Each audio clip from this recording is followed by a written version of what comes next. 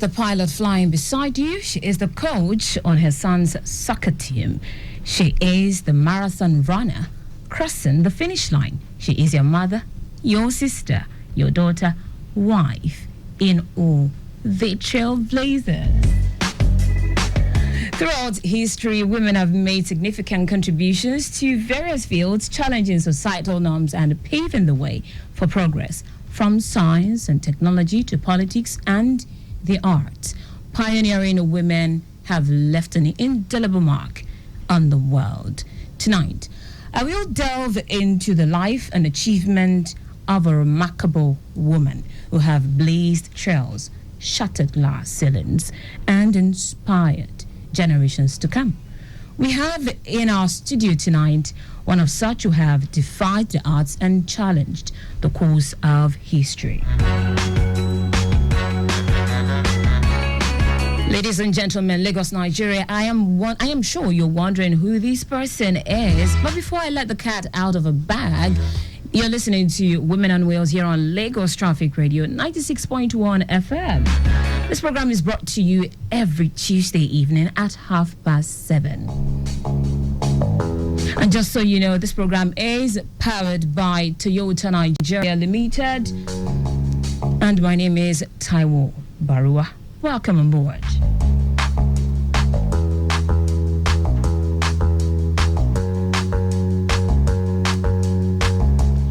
If you're just tuning in, the program is Women on Wheels. Quickly, let's tell you what the roads are looking like at this time. Most of the areas we're tracking on the big screen in the studio looking very okay. No major breakdown. If you're using the Lagos-Ibadan Expressway, it's still free from the 3rd Mainland Bridge end on the entire stretch through Yanawuru, Lopomeji, down to the toll gates. It's not without the usual slow movement around the major bus stops, but generally, Ikorodu Road also looking good, but look out for slow movement around Ojota, inward the interchange, down to Ketu area. Beyond that point, you have better movement until you start approaching Owode nearing end. And the rest of the journey inward Ikorodu looks a lot better. The Gwagada Wurun Shoki corridor isn't looking any different.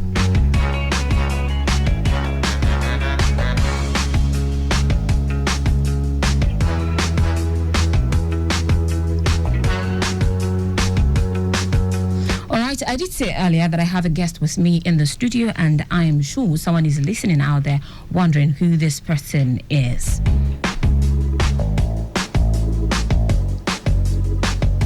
Captain Ibironke Rotimi-Olajide is my guest on Women on Wheels tonight. Good evening, Captain Ibironke. How are you today? Good evening, I'm fine, thank you. Good evening. You might have to come closer to the microphone. Yeah, I'm sure you're used to using your talk bag and all of that. Okay, so this is a studio. You have to come close to your microphone. I'm sure Lagosians are more than willing to listen to your story tonight. So how are you today? I'm fine, thank you. Good to have you on board. Thank you very much. So tell me, who is Ibironke Rotimi-Olajide before being a captain? Now that you're a captain, and, you know, how you got into this space? Well, I started my career as an aircraft engineer. And normally people will say they were fascinated by aircraft when growing up and all that. I really didn't have that. I wasn't really fascinated per se.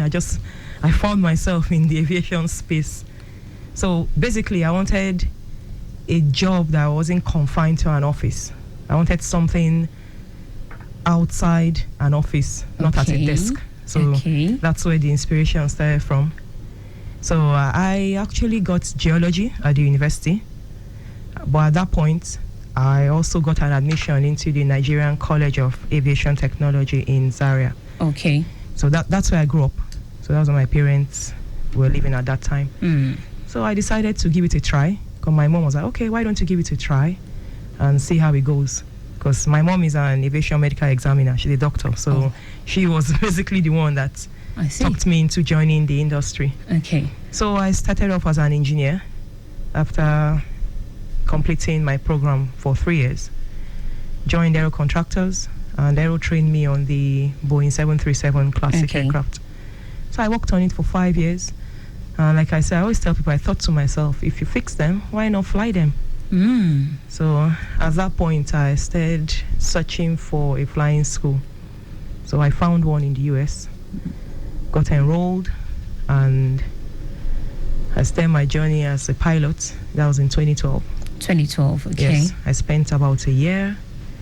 Thereafter, I went to Dallas, Texas, because normally there are some categories of airplane when one wants to fly them. We call it a type rating. A pilot must go for a type rating for complex aircraft. All right. I don't usually like going to the technicalities of all those. Yeah. Certainly, because I would have to ask you to break it down. Yes. So in any case, I completed that training. It took me a month. I was on the 737. That's a classic, and the NG. There are different categories, I'll call them. So after that, I got back to Nigeria with my license. I had an American license. So I had to convert it to the Nigerian license after writing a couple of exams. So I got one, and luckily I got a job that same year with Medview Airlines on the same 737 that I used to fix. So I was really glad. Started training there as a second officer. So I had to go through the ranks. Then I got to being a first officer and then a senior first officer. So from there, I've flown with Asman Air and finally to Air Peace. And I'll soon be 8 years there. That will be by next month. I'll be 8 years in Air Peace. So all along, I was on the 737 until Air Peace trained me on the Embraer 195 E2 aircraft. So it was a brand new aircraft that came in. And I was sent on training, and I ended up being the first female pilot on How does it feel? aircraft. It feels great. It feels very great. I'm really elated. You're proud? Of course I am. So we have to, because at a point, I always ask my guests on the show that, to a reasonable extent, the male gender actually think women are proud, especially when they get to that point, the peak of their career, to the helm of affair. They are proud. Are you proud? Well, being proud is relative. It depends on how they see it. Because some people perceive some certain attitudes. Why say, okay, that's their opinion. You need to get to know someone before you start coming up with several ideas about the person. So being assertive doesn't mean the person is being proud. Or maybe sticking to standard operating procedures to enhance safety doesn't mean the person is being proud. And that's what aviation is all about, to prevent incidents, accidents. And also, I worked really hard to get to where I am. So maybe people have to disabuse their minds about saying, okay, she's proud. No, right? I'm not. Yes. I'm not being proud. So, I would just continue with that line of thought. I have a couple of questions for you, but I would continue in that line of thought. Now, still staying on being proud, people's perception about a woman. Let's now look at where you draw the line between being assertive and being proud as a woman who thrives in a man's world. Okay. I'll probably throw in maybe like one or two instances so that maybe people will better understand what it's all about. So, like now, I'm the captain on the aircraft. Okay. So I use all the resources available around me, which is crew resource management. So I use all the resources, that's human beings, the books, to decide. Yes. Maybe when I have there's some certain issues, it could be technical, it could be weather, something else. So I use all those resources. So I listen to this. Okay, what do you have to say? What does this one have to say? But in most cases, the captain has to think ahead of everything, or you already know what you want to do. However, you still need the inputs of others. So it's not be as if you're not working, you're not a team player. So you must be a team player, which is all about crew resource management. So for instance, maybe, okay, I ask this person is telling me, that's the first officer, okay, captain, this happening. Oh, I'll listen to you. But there are sometimes I need to stamp my foot down, like, no, you need to do this. You need to do this. Like now, I may have winds that have changed. I need a runway change. Okay, request for so and so runway. When I'm somewhere, I need a runway change due to weather, due to the wind. And then let's say the person is trying, captain, but this, I've seen it already that the winds have changed. So I need to stamp my foot down, be assertive. I'll be like, okay, I understand what you're saying. However, request for that runway. And the person has to do it. Because I've already looked ahead and I know what's going to happen. Okay, if I go this way, it's going to be beyond my maximum tailway component. I don't want to end up inside the bush. So, so I'm already thinking ahead. So that's why I need to stand my foot down. So that's like one of the examples, and there are so many others. All right then. Yes. All right, you're listening to Women on Wheels on Lagos Traffic Radio 96.1 FM. It's been an amazing conversation for the past 10 12 minutes. You can be a part of a conversation. 0809-9120-777 is the number to call if you would like to be a part of a conversation tonight. And you're wondering who you have been listening to. I have Captain Ibironke Rotimi-Olajide. She is a captain on the Embraer 195 E2 aircraft. That's an Air Peace airline based in Lagos, Nigeria. She had been a pilot for over a decade, accumulating over 5,000 flight hours.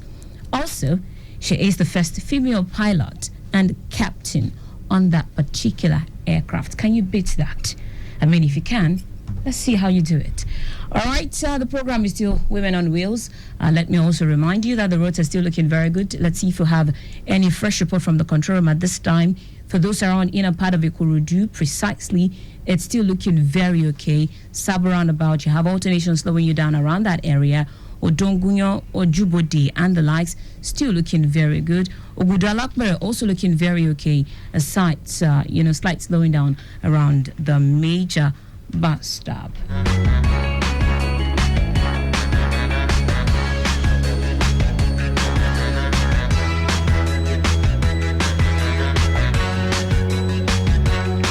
I'll take a short breather and return to continue the conversation with Captain Ibironke Olajide. Driving is more than just mechanics. It is about the freedom to express oneself.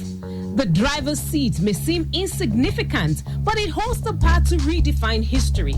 Our new program called Women on Wheels, WOW, is focused on every aspect of transportation with women at the wheels.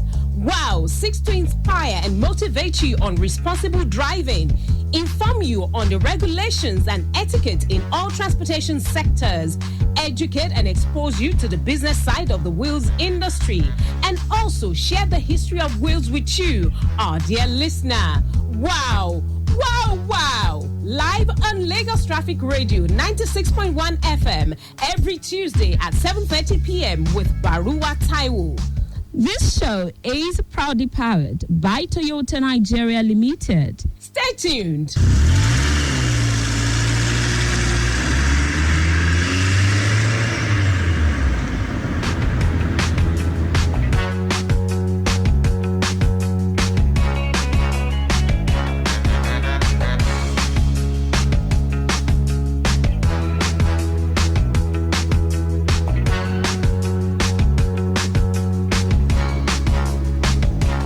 Lagos Traffic Radio 96.1 FM. The program is Women on Wheels. I still have with me in the studio Captain Ibironke Rotimi-Olajide.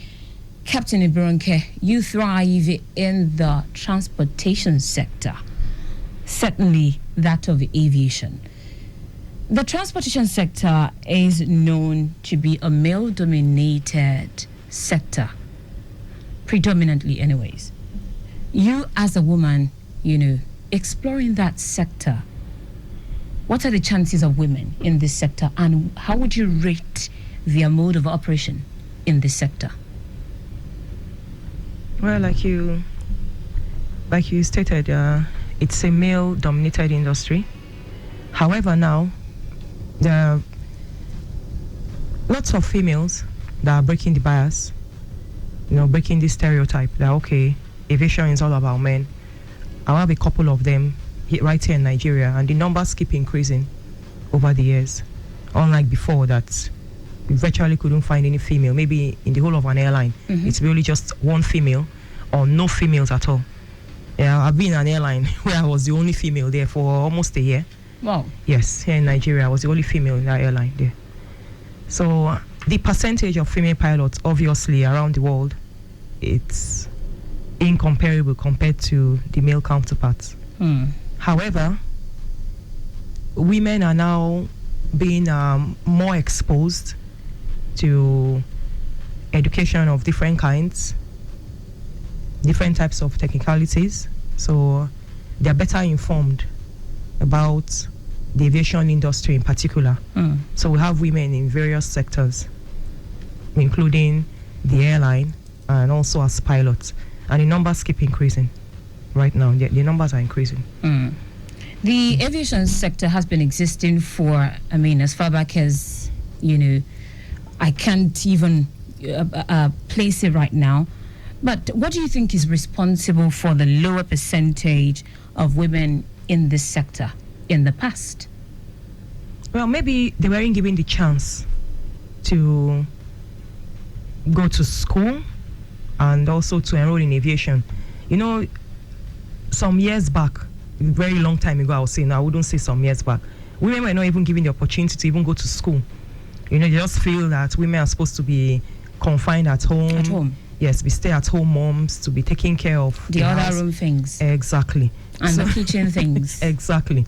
So now I think people are more exposed, including some men too. They are beginning to get exposed, and they are beginning to see, like some men are beginning to see as in, having more than one income is actually helping. So the stress level is even reduced. And then quarreling and all those have reduced because the woman is working.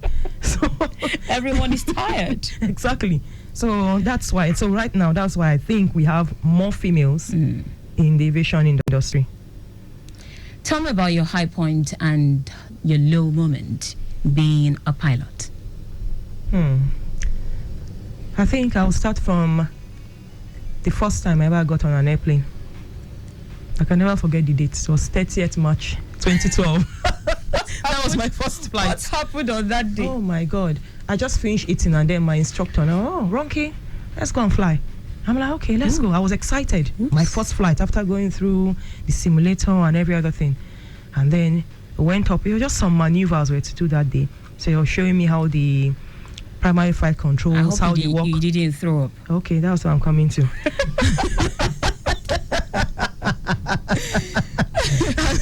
So when that happened, I thought to myself, I said, I don't know, is this meant for me? Hope I didn't waste my time and money coming over 6,000 miles to come and drop. Oh my God. Okay. So I came down. I said, that's okay. I was looking at him. I was like, this man is telling me it's okay. How will you be saying this kind of thing? It's okay. And I'm throwing up on an aircraft and I want to fly. So it's fine. So went again the following day and I started getting better. I'm like, okay.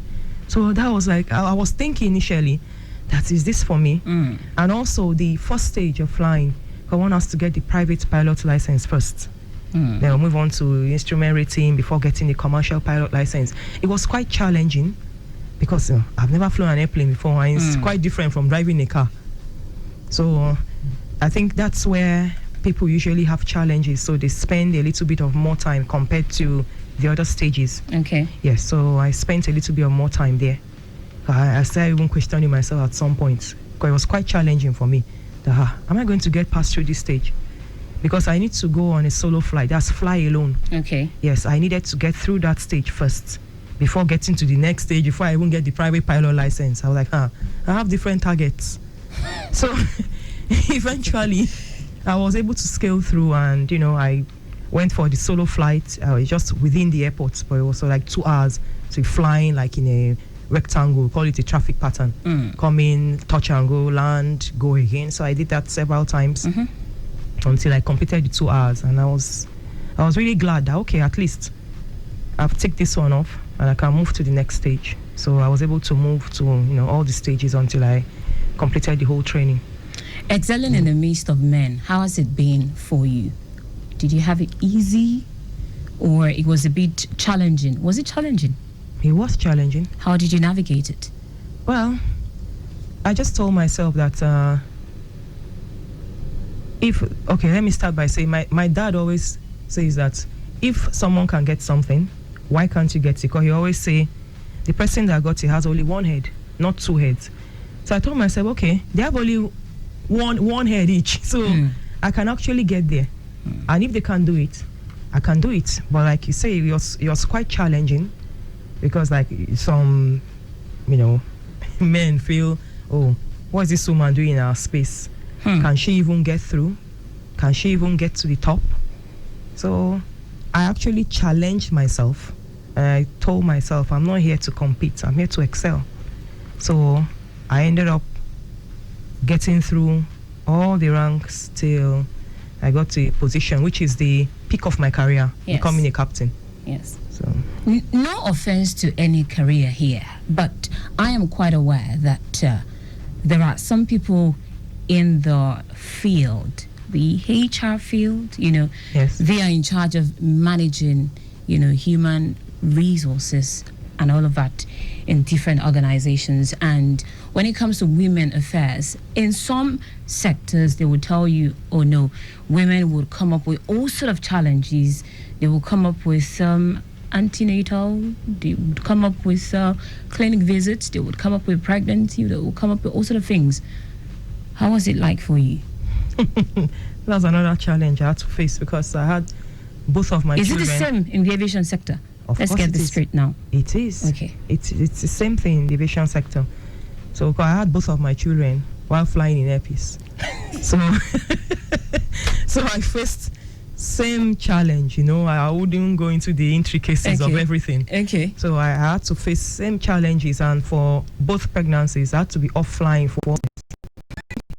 All right, then let's look at flying aircraft within Nigeria. Tell me your experience. I mean, it's not for the faint-hearted. I hope you know. I know. Some of us won't even dare to go on a canoe, let alone flying a plane, right? But then, how is it like for you? What was going through your mind, getting into that space, considering the happenings in the aviation sector within and outside Nigeria in terms of an accident? I mean, one of the most deadliest accidents one can actually, get involved in is that of the aviation sector. What was running through your mind when you started this career, considering all of those things? Well, there are lots of things to consider, right from when I'm going to work, because personally I'm a proactive pilot. I'm not reactive. So before I get to work, I have weather apps on my phone. Okay. So I usually go through the weather because the weather in Nigeria, it's most of these pilots are coming, maybe expatriates. They underrate the weather, and it's a very dangerous thing. So one has to try as much as possible to navigate around the weather, or maybe delay a flight or delay landing, instead of getting into the weather. So it's been challenging sometimes. So I check it to see, especially during the rainy season. Yes. That's where we have most of the challenges. Okay. Yeah, because during this Harmattan weather, I already know, I've seen my visibility. I know, okay, can I go, can I not go? Go. I already know. Okay. But the rainy season is a bit dicey, and coupled with the type of equipment that we have in Nigeria. So I'll be really glad if some of them can be changed or upgraded to something that will make it easier for us to get in. Let's look at some of the challenges you have encountered at the peak of your career, and how you were able to navigate in just a minute. Okay. Well, I've mentioned weather. Then we have challenges with the equipment. That's at the airports when we get there, once in a while, and then sometimes the lighting, and then we have some sunset stations. So some passengers will understand that they don't have lights. So once it gets to a particular time, we can't get into such airports like Benin.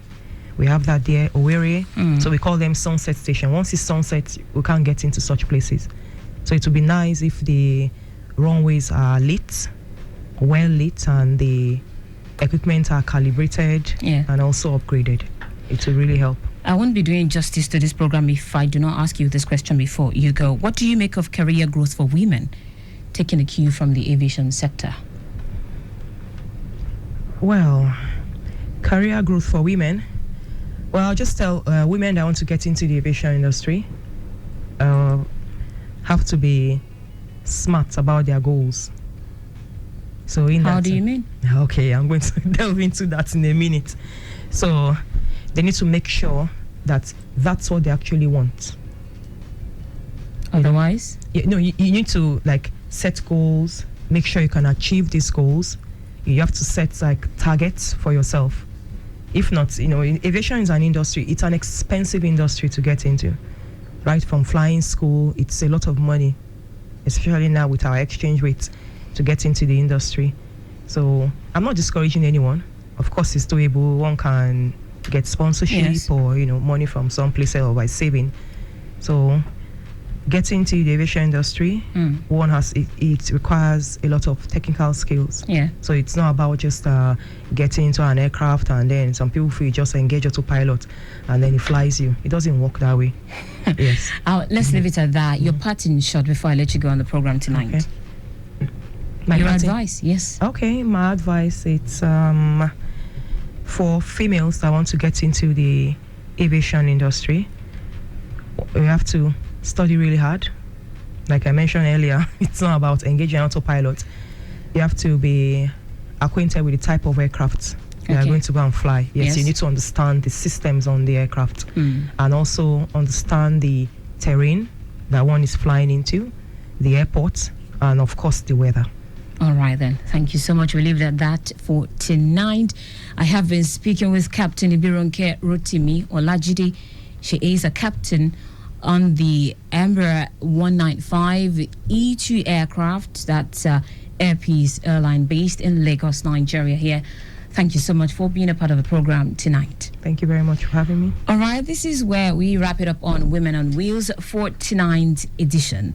This program has been brought to you by Toyota Nigeria Limited. It has been produced by Ajose Oluwale Idowadeyemi Fomilade Akimbagbon. Maximum thanks to Oluremi Aluko, Victor Terry. Our executive producer is Taya Conley, and I remain Taiwo Baruwa. The program makes a return next week, Tuesday, for another insightful conversation. Until then, do enjoy the rest of your evening.